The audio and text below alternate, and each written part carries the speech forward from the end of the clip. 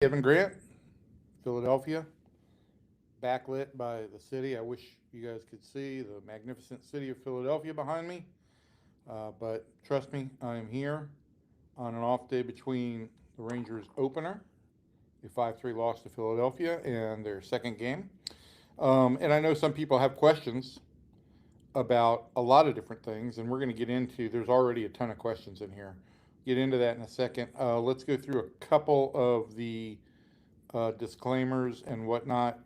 Um, it's me, Evan Grant from the Dallas Morning News, your friendly Rangers insider. Um, we are doing these YouTube streams as often as we can this season. If you like them, please like the YouTube channel that you found us on. Please feel free to leave comments post broadcast. I try to check those out. If there are questions on there, I try to answer those. Um, but it also helps us kind of refine the approach here because God knows I'm not your prototypical YouTuber. So, with all of that, everybody, I just had a fine lunch here in Philadelphia. Didn't have a Philly cheesesteak. I had a Philly French dip. It was quite good. So good I couldn't finish the whole thing, which is saying something considering my physique. It's windy here today. It was beautiful yesterday for the opener. Windy here today. It's going to be cool, quite cool tomorrow. I think game time temperatures will be in the 40s in Philadelphia, and then probably in the 50s on Sunday before the Rangers go to Baltimore for 3 games. And then they come home to Arlington to open the home season against Cincinnati Reds. Jacob deGrom will be on the mound for the home opener on Friday, April 3rd. I believe there are still some tickets available. All right, so let's get into this. I know you got a lot of questions. I'll give you my 2 cents on yesterday's opener, which if you read the paper or read online this morning, I think you got my perspective that the the first 6 innings of the game looked very much like any prototypical Ranger game last year. There wasn't a ton of offense. There weren't any walks. I think you have to factor in that the Rangers were facing the National League Cy Young runner-up in Christopher Sanchez, who is a really good left-handed pitcher. But the difference for me was what took place after Sanchez left the game 6 innings in. I felt like last year, if the Rangers took a good approach into a game and they didn't get immediate results, they just pretty much threw it out the window and just started swinging from their heels. Other people might use other parts of the body to describe where they were swinging from. But I thought they remained pretty steadfast in their approach. You know, Brandon Nimmo worked a walk off the bullpen in the 8th inning, and then the 9th inning obviously was really a testament to sticking with your process. You'll hear process a lot this year, but I think it was a testament to that. Paid off with a Jake Burger 2-run home run. The Rangers also added on another run and brought Evan Carter to the plate as the tying run. Um, with the with the Phillies closer in the game. So I thought it was not. I'm struggling for words here. I didn't think that the game yesterday was necessarily going to be a big day for the Rangers. Sanchez is really difficult. Last year, I think he held the Rangers to 2 runs in 6 innings. Um, and you go from spring training into to facing this pitcher for 90 pitches. It's a real challenge. But I do think I saw some improved diligence and resilience when it came to the overall offensive approach. Game basically came down to Nathan Eovaldi making two mistakes, a hung curveball and kind of a cutter that had very lazy action and stayed over the upper middle part of the plate. This ballpark is very easy to hit home runs in. Kyle Schwarber's home run was was a home run. He's going to punish hung curveballs. Bohm's home run, I think, probably in Arlington does not get out of the ballpark, and maybe that's a ball that's caught at the wall. Maybe it's just a double. Maybe the inning is not nearly as big. But so those were the takeaways from yesterday. Let's get into your questions here. Uh, I'm really thrilled that you guys have so many questions so fast. I'm gonna put the glasses back on because it's hard to see. I'm also staying in a W. I don't usually stay in a W. And I just mentioned this because I think I've officially aged out of the W. It is far too chic for me. Um, Love to point out the 6 different settings for lights they have in here, how the bed is pretty much on the floor and I have to reach up to the bedside table. All the kinds of things that you expect from me, your grumpy old pal here. So here we go. From Charles Tucker, we got 2 quick questions. When could the WBC start to affect players' effectiveness during the season? I like our catchers. Do you believe our 2 catchers will be huge for the Rangers with ABS? Charles, I think that you could see the WBC effect at any point in time, but I really don't think that the pitching workloads in the WBC were not unmanageable, and I think the biggest issue with the WBC would be, for guys who went and didn't get a lot of playing time, who are playing significant roles for their teams, maybe they don't have as much spring training type preparation as some other guys. But I've really softened my approach on how the WBC impacts teams and impacts performances. I think those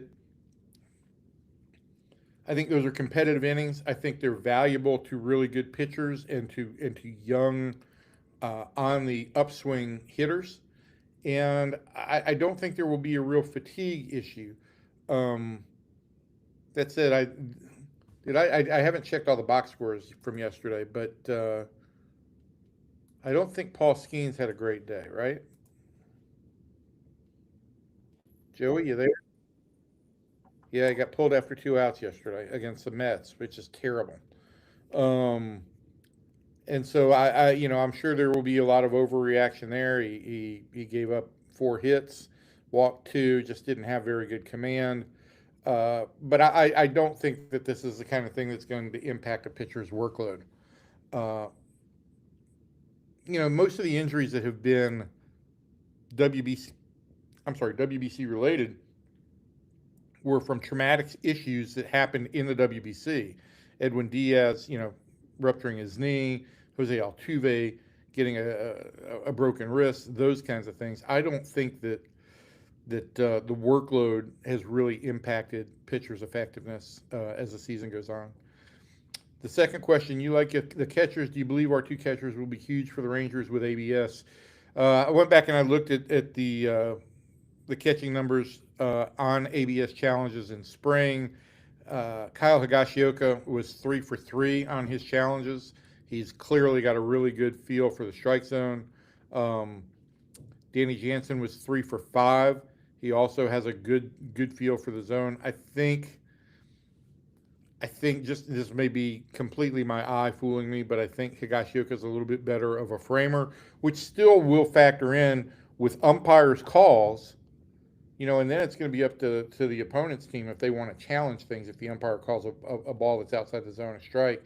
And I think what we saw yesterday is, teams are going to hold on to these challenges. They're going to be saved for really high leverage situations late in games in all likelihood.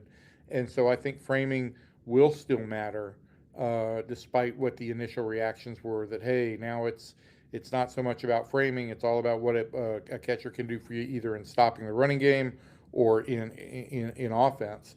Along those lines, I do think you will see some challenges for Kyle Higashioka continuing in trying to stop the running game. I think the Rangers will lean on, if there's a reason why the Rangers will lean on Danny Jansen a little bit more as the primary catcher, I think it's because he's got a better ability to throw.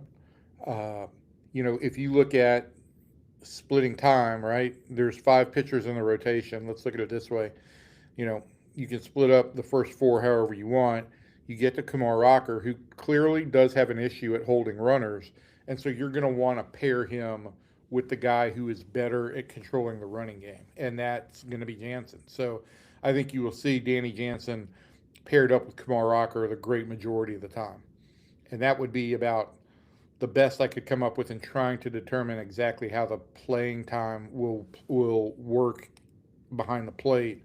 The only other factor in that, obviously, is Higashioka's back, and he's had some soreness, missed some time during spring training.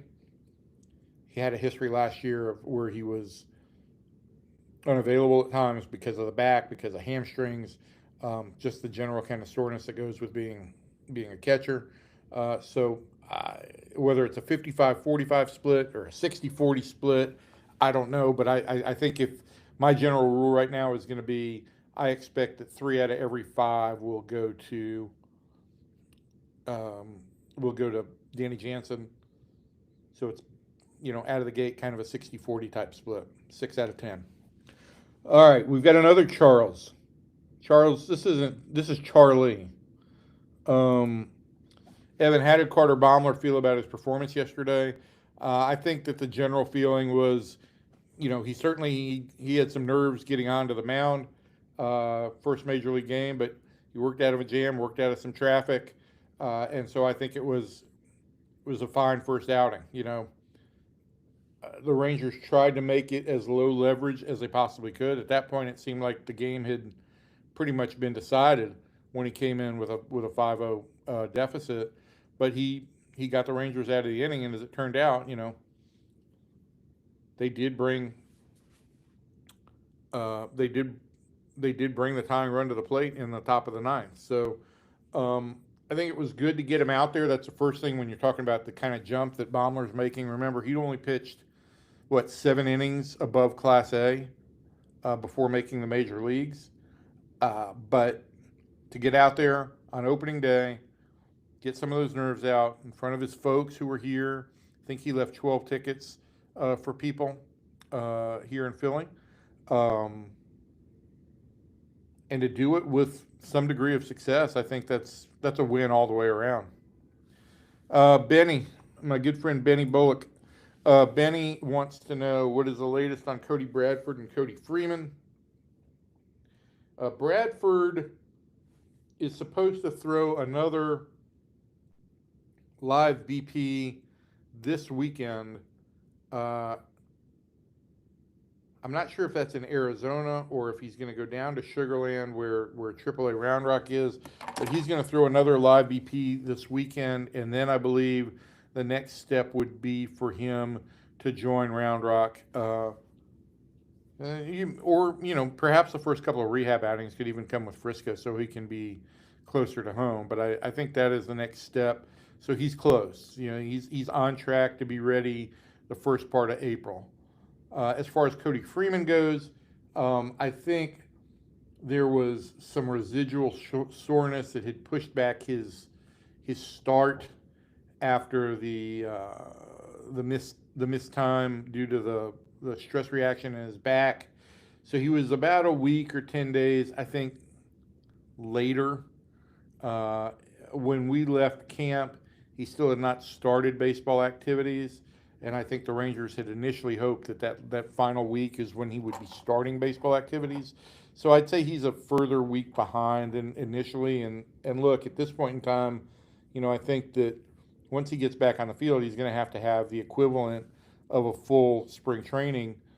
I don't think that means 40 days, but I do think it means, a good 3 to 4 weeks of baseball activity before he's potentially an option for this club. I always like a question from a good Evan. Evan Runyon. Hi, Evan. Could you give any insight on the new hitting and pitching coaches? I'm curious what the big picture approach will be on both sides of the ball and how the coaches will communicate that. I think that on the hitting side, I think it's been very well communicated that, this team is going to try and reduce chase. They chased way too many pitches and were way too swing happy last year. I don't think this team's going to go up there trying to walk, though there are guys in this lineup who are very much capable of taking a walk, from Nimmo to Haggerty to Evan Carter. Um, there are guys who will take walks fairly regularly if they're offered, but I don't think the approach is to go up there, hey, we're going to take walks. The approach is, let's lay off pitches that we can't hit. End of story. If it means some called thirds, and the Rangers had a number of called thirds yesterday on close calls. If it means some called third strikes, we'll deal with that. We want you to punish pitches in the strike zone.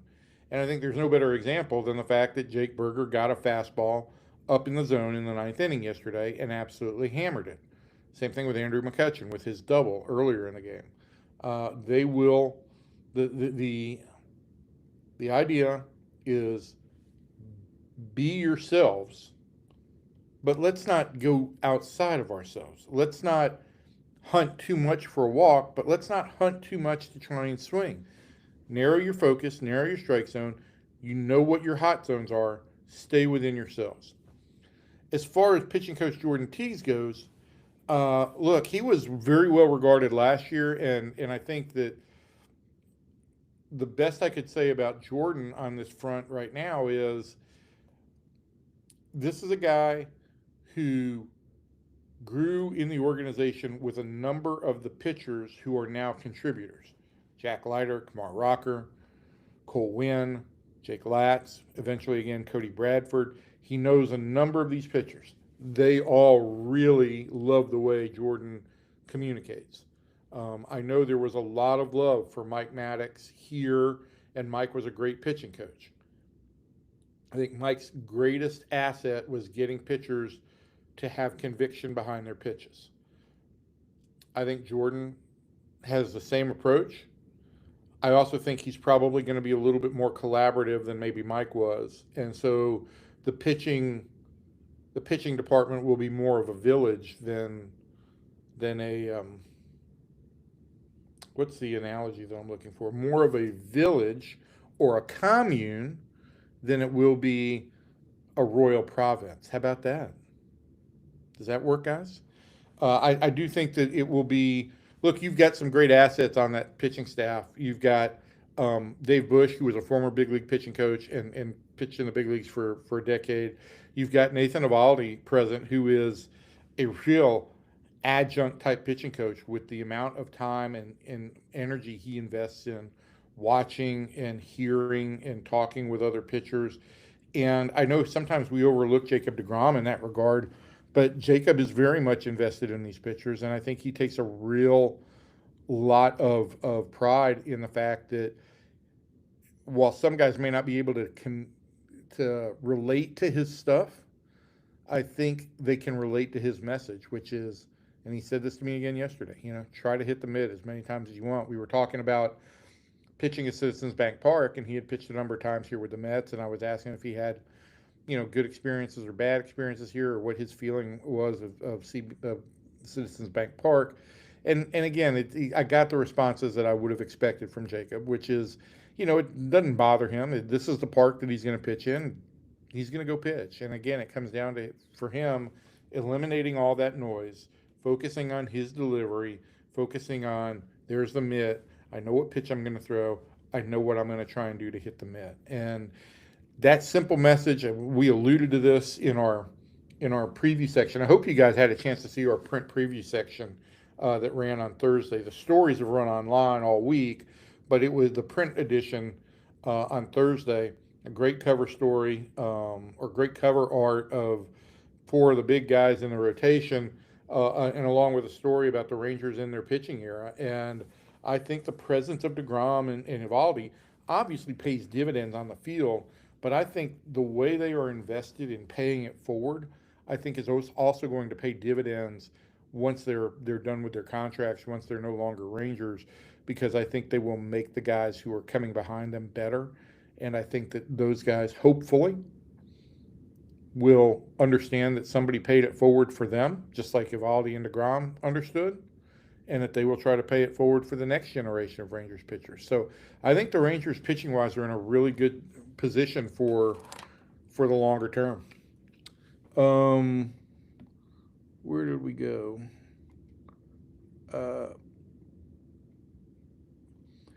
Charlie got another question in here, and I'm trying to keep these in order, so I don't want to skip too far down before I go back to him.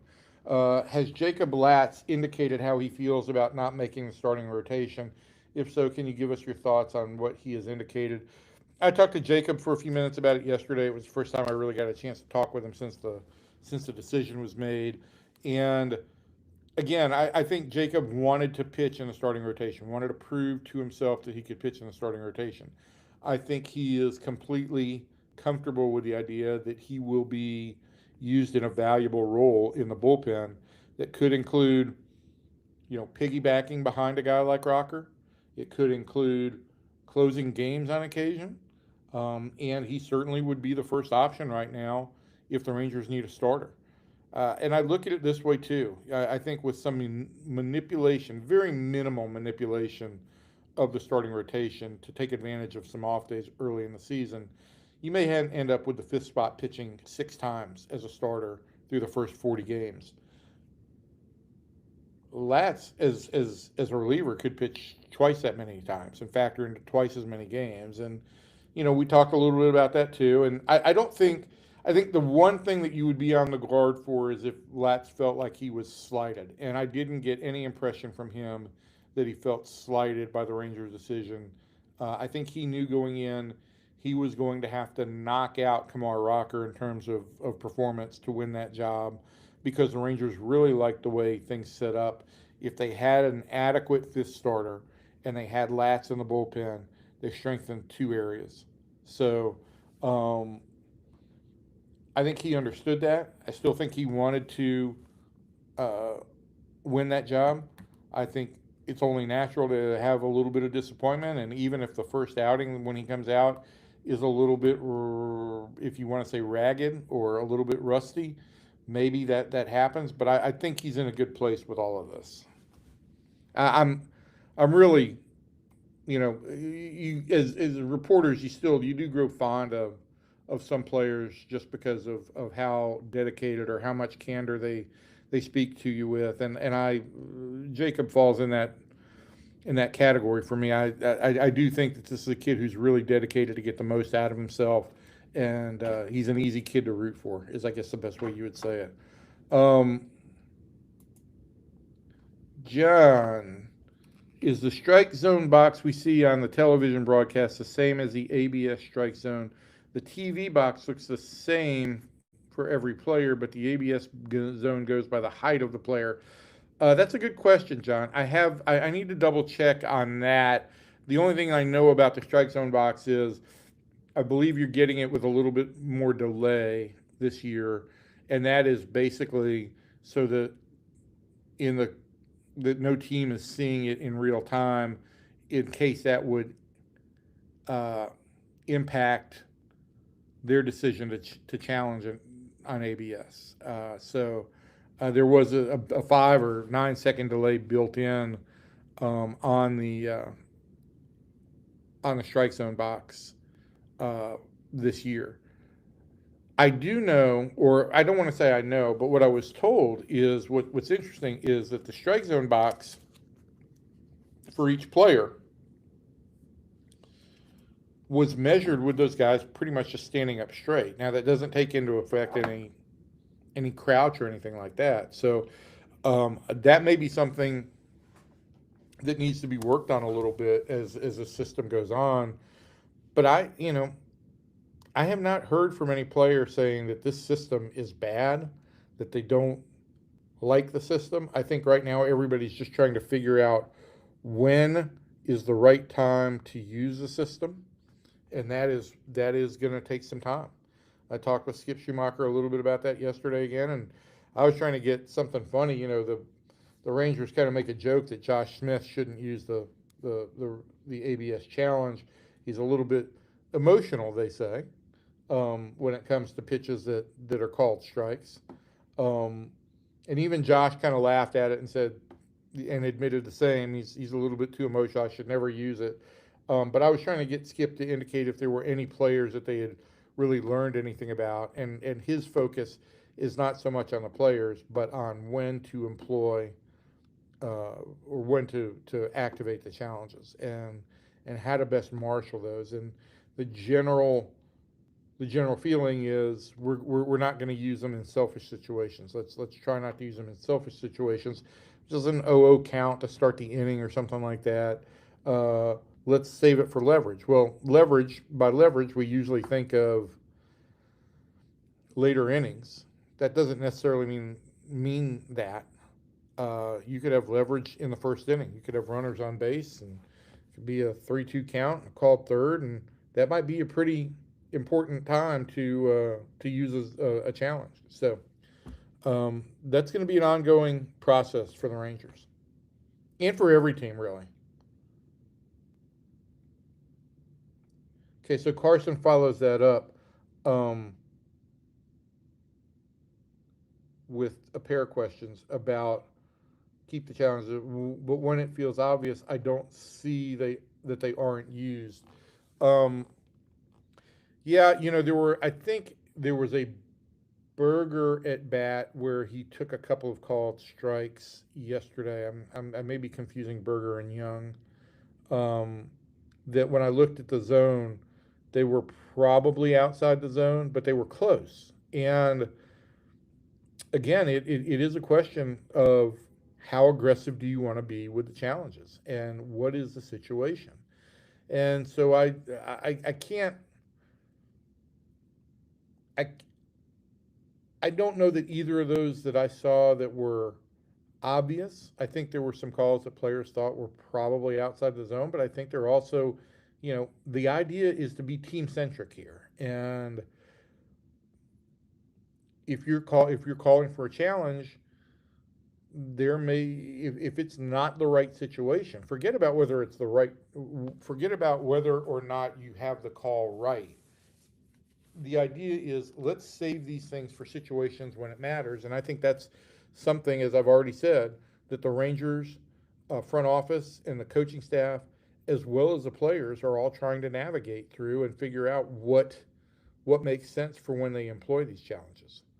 Carson also wants to know if I could elaborate on my tweet the other day about Jordan Montgomery being so happy about being in Texas again, even through rehab. Listen, I don't know. I tweeted the other day that he just had the smile hasn't left his face since he signed with the Rangers. And it's been a tough 2 years for Jordan Montgomery between injuries and ineffectiveness. Those things piled up.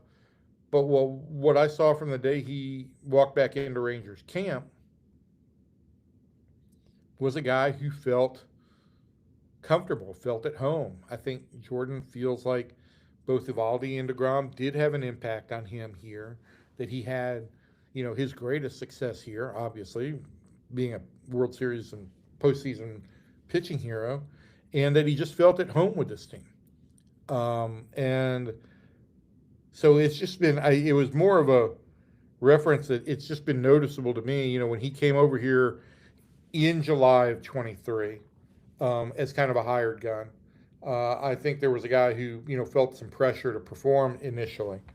And then in retrospect and comparing it what he dealt with over the last 2 years, I think he came to really, really appreciate how much fun he had with the Rangers and how good it feels to be back. And it's just cool to see a player that happy in his environment, especially somebody who's going through rehab when it can be very tedious. And his is not a full Tommy John rehab. It's an internal brace rehab, which is a little bit less monotonous and tedious, but it's still a long period of time without pitching. And I just feel like Jordan's got a great headspace about it. And that's important when you're going through this kind of process because,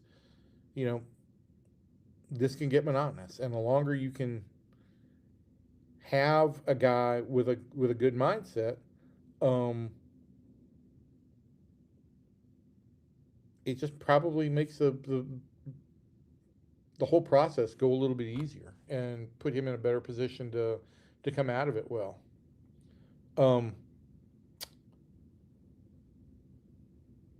Okay, I'm back to Charles Tucker here. I'm very familiar with the work of the legendary Harry Callis. What did you think about his son singing the national anthem? What a voice! Yeah, it was very operatic. performance yesterday for the anthem. And obviously Harry Callis was a legend here, Hall of Fame broadcaster. He was to the Phillies in a lot of ways what Eric Nadel has been to the Rangers.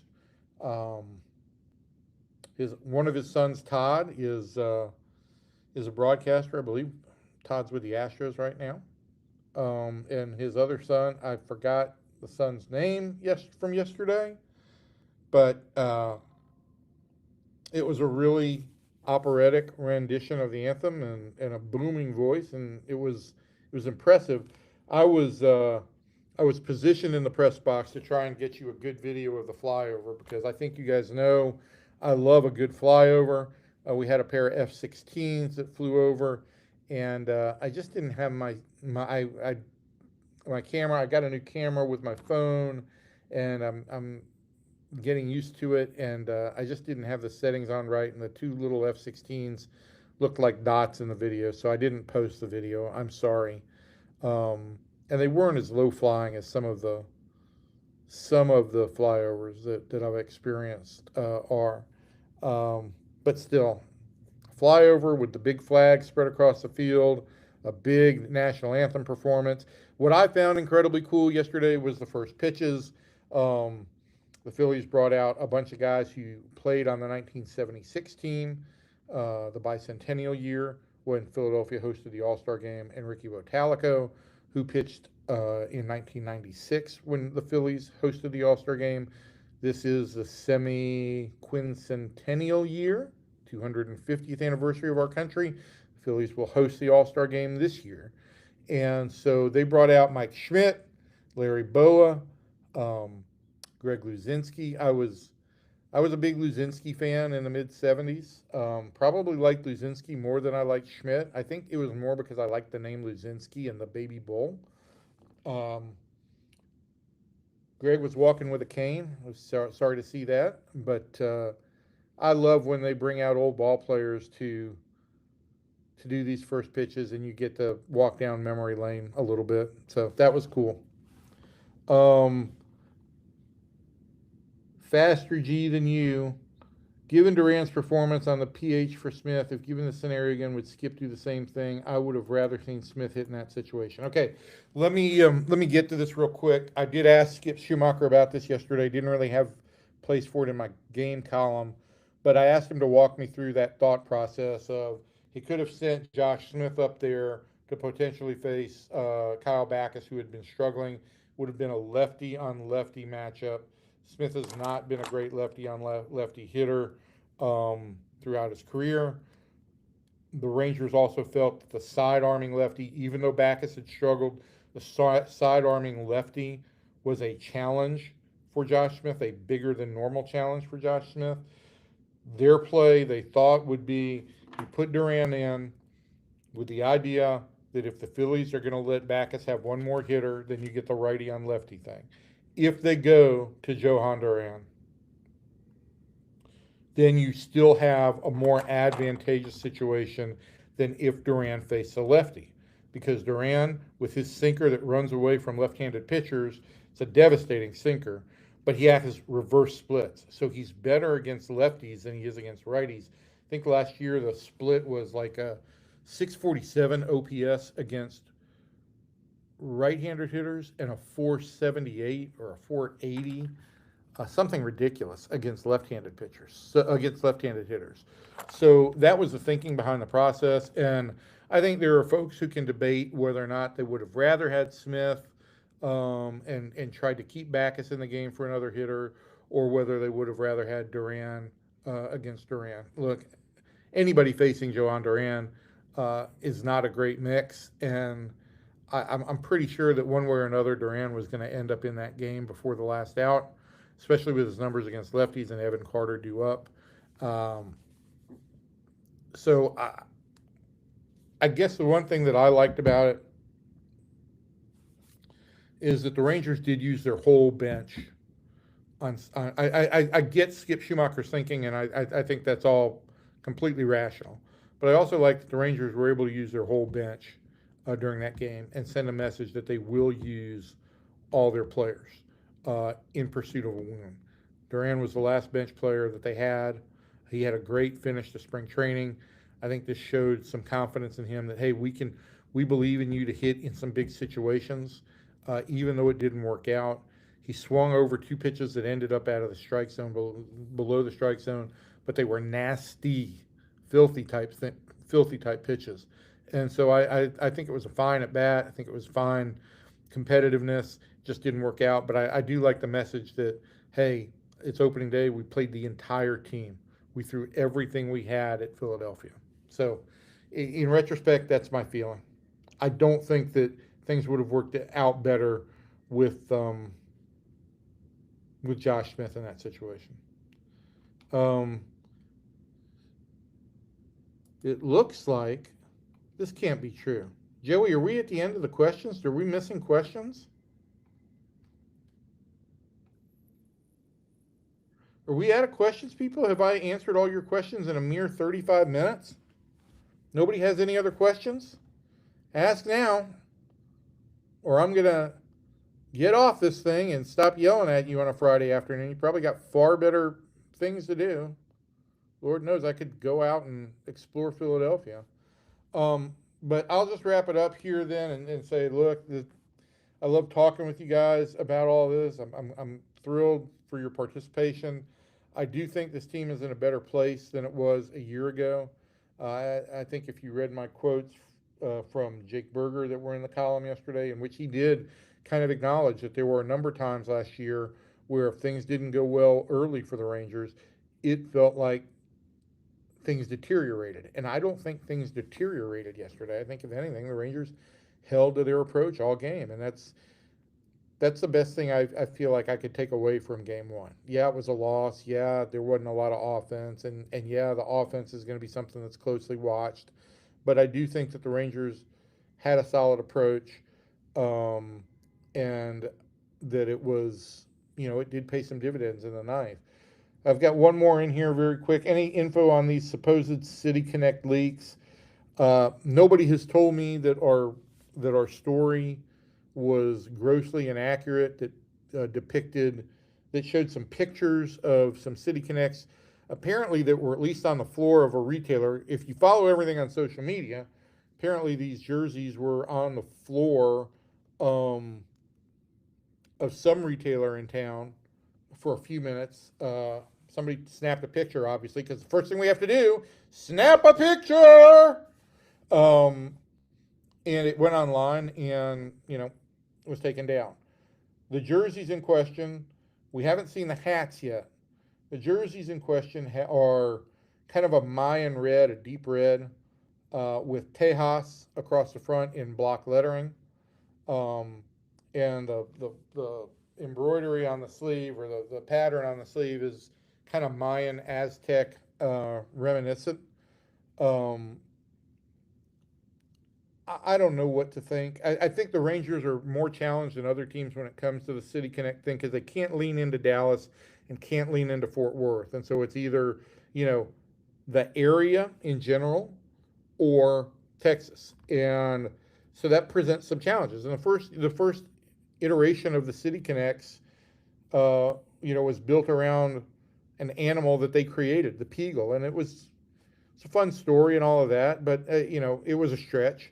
The way the Rangers tried to tie everything together was very cool. And the Peagle was supposed to be a throwback to the Fort Worth Panthers, or the Fort Worth Cats, and the Dallas Eagles of minor league baseball era. Nobody has talked to me yet about the theme or the story behind the next round of the City Connects, which are expected to be released on April 24th. I'm guessing that, based on the fact that I haven't had any feedback from anybody saying, this is off base, probably these are going to be the City Connects. Don't know what the pants look like. Don't know what the hats look like. And my take on, I think the one takeaway I have on all this is, can somebody at Nike please, tighten up their marketing security?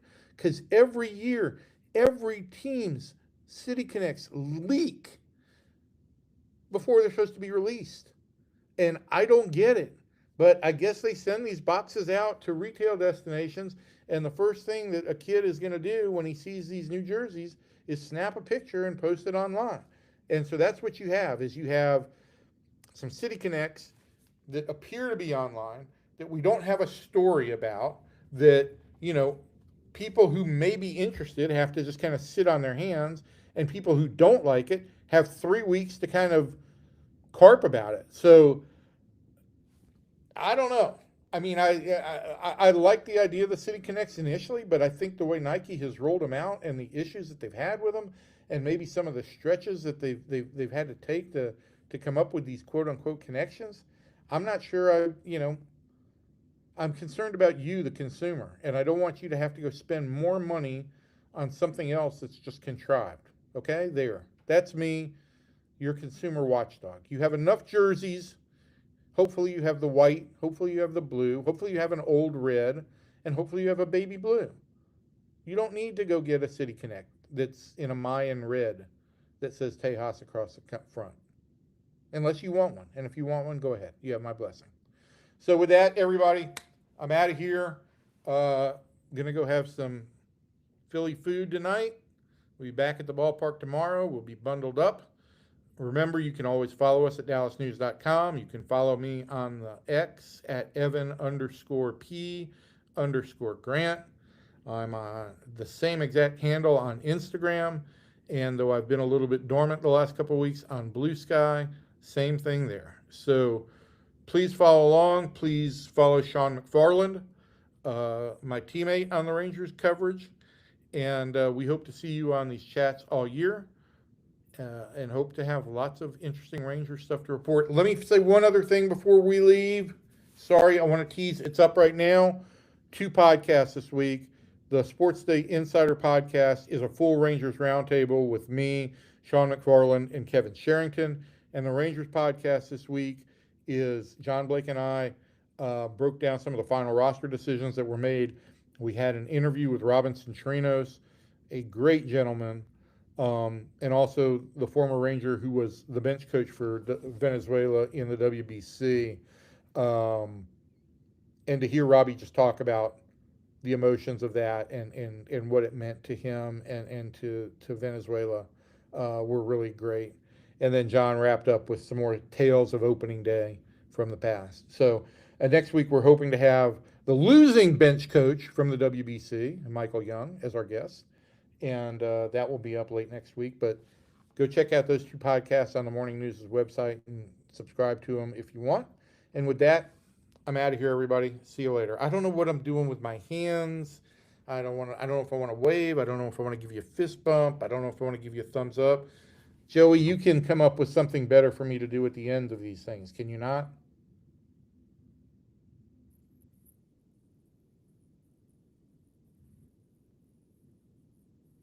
That's right. That's right. I need a party popper. All right, everybody. I'm out of here. See you later.